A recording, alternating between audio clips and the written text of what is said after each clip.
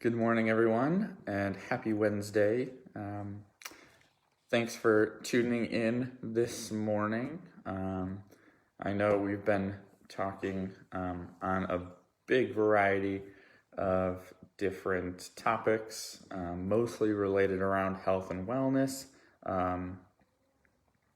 So for today's video, I kind of wanted to take a step back and simply just talk about the guidelines to exercise. So, we've done different exercises. We've talked about nutrition and balance and, kind of all over the place. But today I just wanted to,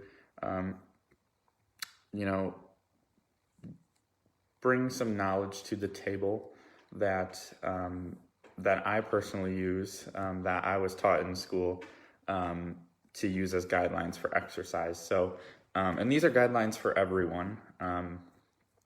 You can manipulate them to work with your schedule and your needs. So I'll kind of talk about that a little as we go, but the information that I have here is all from the American College of Sports Medicine guidelines for physical activity. So we're going to break it down into a couple different categories. First is going to be cardiorespiratory exercise. Then we'll get to resistance exercise, so like muscle strengthening, the weight training. We're going to talk about flexibility and then neuromotor training. So let's go ahead and start with cardiorespiratory exercise. So as it sounds, kind of if you cut that in half, it's the cardio exercise. So we're talking bringing that heart rate up, doing long-term exercise. The guidelines here are at least 150 minutes of moderate intensity exercise per week. Now, when I say moderate, obviously that's kind of somewhere in between. So not, going full out as hard as you can exercise, but some exercise where you're gonna, really feel like you're doing something. So 150 minutes per week of moderate exercise, and they suggest 30 minutes most days of the week. Now you can break this 30 minutes, if you are just getting into exercising and you're at a very low fitness level, you might want to start with, 10 minutes at a time and do that, 3 times during the day, broken up. You can do obviously more than 30 minutes on one day. That 150 minutes is kind of a minimum of what you want to get per day. They say max 300 minutes. So it's kind of open to what your needs are, but at least 150 minutes per week. If you prefer doing a very intense style of exercise, ACSM guidelines suggest 75 minutes of vigorous activity per week. So that's going to be at that high intense level, something that you can't do long term. Your body just can't handle it long term. And when I say long term, I mean, 30 minutes.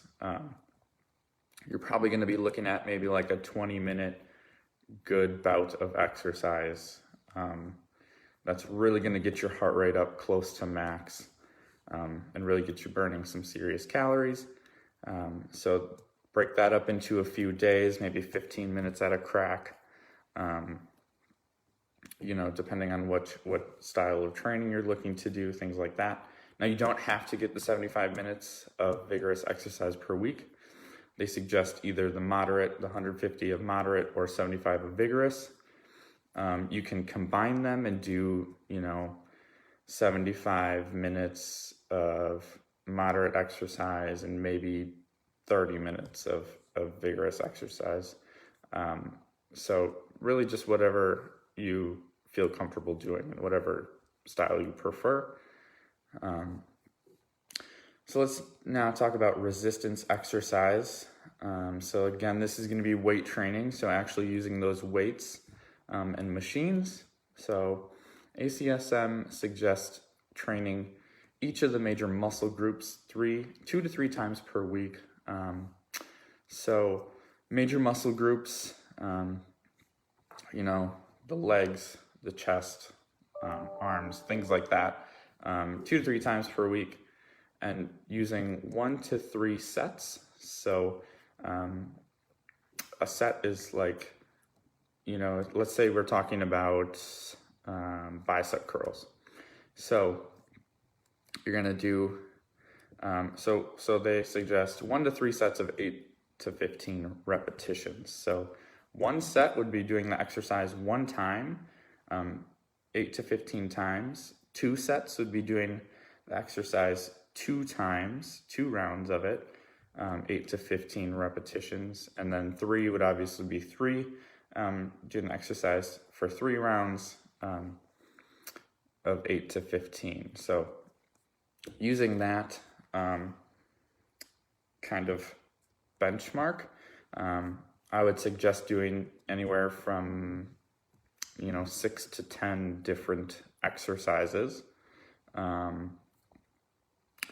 in one workout session. So again, you can target those major muscle groups. Next, we're going to talk about flexibility. So I think this gets left out of a lot of programming from most people. We don't really, when you think about exercise, you usually think of either cardio or lifting weights. A lot of times we leave out flexibility, but flexibility is really important. It puts your muscles and joints through their full range of motion, which prevents injuries. It's good to have those elastic muscles that are able to stretch. So they recommend flexibility training 3 times per week for 5 to 10 minutes at a time. If you've watched some of my previous videos, I always recommend flexibility training after a workout, especially because your muscles are already warmed up. Try to avoid doing it before a workout because your muscles are not warm and they're more prone to injury that way if you try to stretch them out very far. So,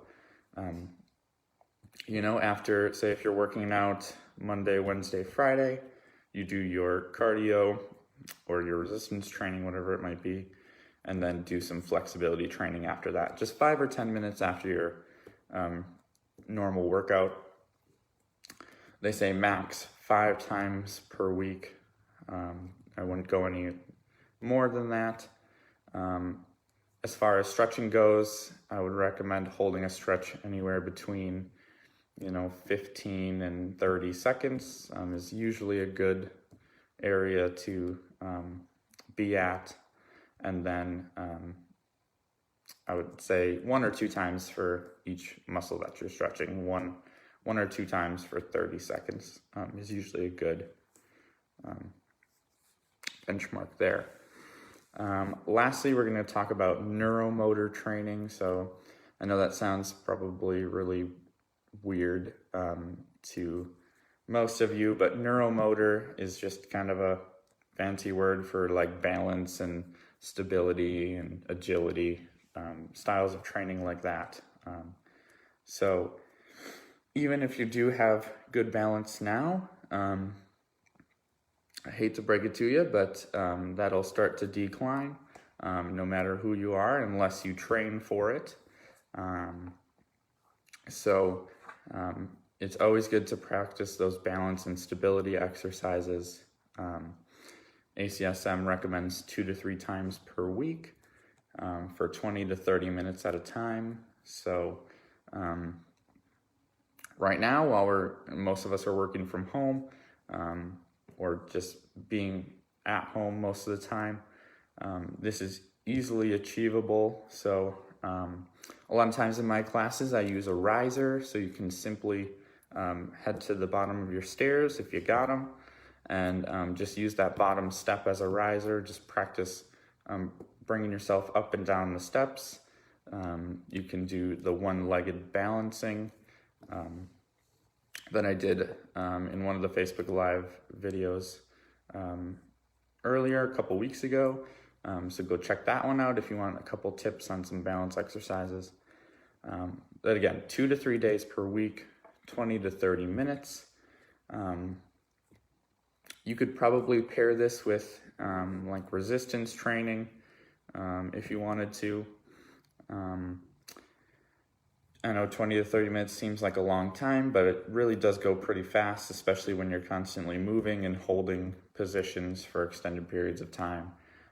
You can certainly have a lot of fun with it. Go check out the balance and stability videos on our YouTube channel. They're about 30 minutes long, so perfect length for a good balance workout.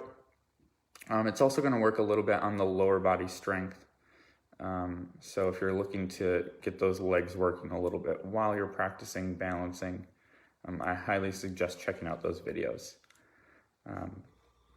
But those are our 4 major categories that we went over today. So the cardio, again, 150 minutes of moderate intensity exercise or 75 minutes of vigorous exercise or a combination of both. Resistance training 2 to 3 times per week for each of the major muscle groups. Flexibility 3 days per week, 5 to 10 minutes, just stretching basically. And then the neuromotor training, the balance and stability, 2 to 3 days per week for 20 to 30 minutes. I hope this information helps you going forward with your training that you either have been doing or plan to start doing. So you always want to have that well-rounded exercise training program that incorporates each one of these categories. So thank you for tuning in today. I had a lot of fun giving this information to you, and I look forward to seeing how you use it. Be sure to tune in tomorrow for another video.